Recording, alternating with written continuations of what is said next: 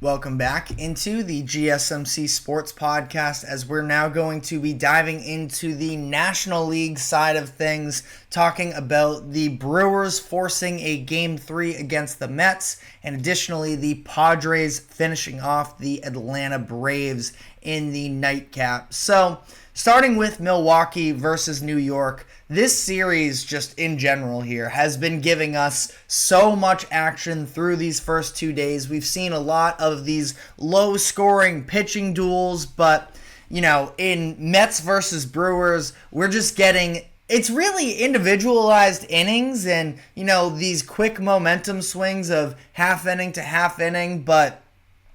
even with that being said, this series has just lived up to the excitement of playoff baseball, and it's been a ton of fun to watch up to this point. So it is the Brewers coming out 5-3, had to mount a little bit of a comeback effort in this one, where you have Frankie Montas versus Sean Manaea. Neither one of them were excellent in this game. You got the scoring throughout the first 2 innings, and then for a while, these teams were just sort of radio silence, especially once the bullpens came in. Thought you got a lot of excellent pitching out of the pen, especially from the Brewers in this one, considering that Montas was only able to go 3 2/3 innings.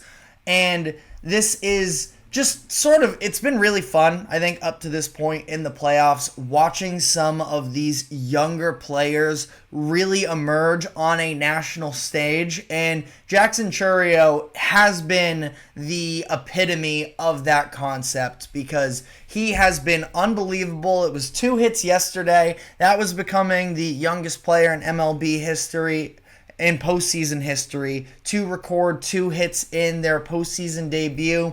And then yesterday it was Jackson Chourio, 2 home runs, one of them being a leadoff to sort of set the tone at least, and then the other one coming in the 8th inning to tie the game, get the Mets sort of back on their heels a little bit more. And then it was another young guy, maybe not quite 20 years old like Chourio, but Garrett Mitchell being able to step up to sort of slam the door with a 2-run home run himself. Definitely, I at least have seen the idea of some people questioning the bullpen usage for Carlos Mendoza and that bullpen, considering the fact that in that 8th inning, you have the top of the lineup coming up, and maybe that's a situation where you go to your $100 million closer in Edwin Diaz a little bit earlier. I understand why they played that the way that they did, considering the fact that Diaz did, throw a lot of pitches in that game on Monday, the doubleheader that they had against the Braves to even get to this situation. At that point as well, he had been coming off of, that was 2 straight days for him pitching. That I understand the fatigue. Ultimately, you're paying the guy $100 million. That is a situation where you feel like you maybe have to capitalize on it, but instead they don't, and ultimately it does burn them in that game, or in this situation in the 8th inning. And that's sort of all she wrote from there, where the Mets, they had the lead for the majority of this game. Wasn't necessarily a save situation there in the bottom of the 8th inning. I understand the hesitancy to go to Edwin Diaz, but either way, people are going to play the results, and ultimately, it's not even like the Mets offense didn't produce for them at all, that they were able to get a few runs, but being 2 of 11 with runners in scoring position really is not a very good mark whatsoever. This is a team that, is still yet to really get the full power out of any of their batters throughout these first couple postseason games. I think that home run ball is going to be something that they need, and that's sort of a little bit of a no-brainer statement at this point, but you see the stats all the time about just in this modern era of baseball, the teams that out-homer the other win at a very, very high rate in the postseason. And up to this point, we just haven't seen that power yet from the Mets. We know they're capable of it, but and then a little bit more of their style is just putting balls in play. And if that's how you want to go about it, sure, but you got to capitalize on those situations when you get them. You leave 9 runners on base, and that's just obviously not a winning recipe, especially when I don't think that the Mets pitching is necessarily at that elite level. So ultimately, the Mets fall in this one, sets the stage for what should be an excellent Game 3 tonight.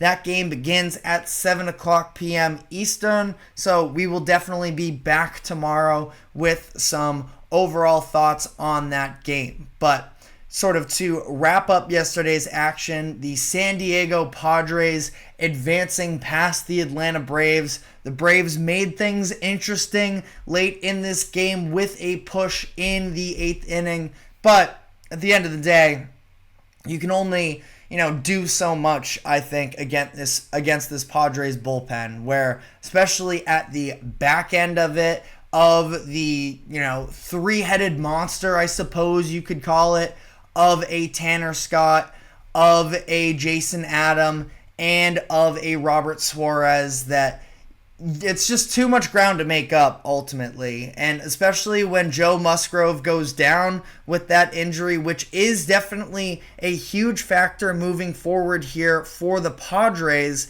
going into their next series. It's not like they're totally short-handed. They still have Michael King. They still have Dylan Cease. They still have Yu Darvish. It's not like they were at a shortage of pitchers in the first place, but is definitely going to be something to monitor there. I believe they're listing it as an elbow injury, so potentially very serious. But that being said, Braves, you got to get on that sort of boat a little bit earlier in the game, where you have a bullpen that they're going to have to be strung out a little bit more, and they just weren't really able to capitalize in the same way there. And ultimately, they struck first at least. They got on the board. Michael Harris Jr., by the way, far and away the best player on the Braves through this postseason appearance, which again, moral victories aren't really a thing, especially when you come around to the playoffs. But knowing that Michael Harris Jr. able to sort of put behind him the demons of the postseason past, that he's clearly capable of doing it. He was excellent, 3 hits in this game, ended up hitting the home run as well to sort of get things a little bit closer towards the end there. But again, at that point, it was just a little too late in that situation, and I feel like I get it. It is a very frustrating situation for Braves fans to come this close once again, at least making the playoffs and coming short. Feels like for the past couple seasons, they've had some golden opportunities. Obviously, they just won. They can't be feeling too bad about themselves considering they just won a few years ago. That being said, though, there's very high expectations for this Braves team. And for whatever it's worth, again, moral victories are not really a thing when it comes to postseason ball. But the way that they were able to overcome all of the different injuries throughout this season, of starting early in the year when it's Spencer Strider, him getting knocked out for the year, then Ronald Acuna, Austin Riley, and then having Chris Sale drop out of the picture as well, your Cy Young pitcher, right before the playoffs. Unfortunately, it just kind of never was the Braves' year, and yet they were still able to put together a pretty successful season of winning 89 games and making the postseason. I know that Braves fans don't really want to hear that right now, but they're all going to be back next season as well. So it's not like the Braves are going to be at any sort of point of truly having to find what their identity is or make key moves. They already are in a situation where they can roll back this team into next year pretty well, all things considered, and I think that they are going to be in a good place. That being said, the Padres have been a wagon throughout the second half of the season.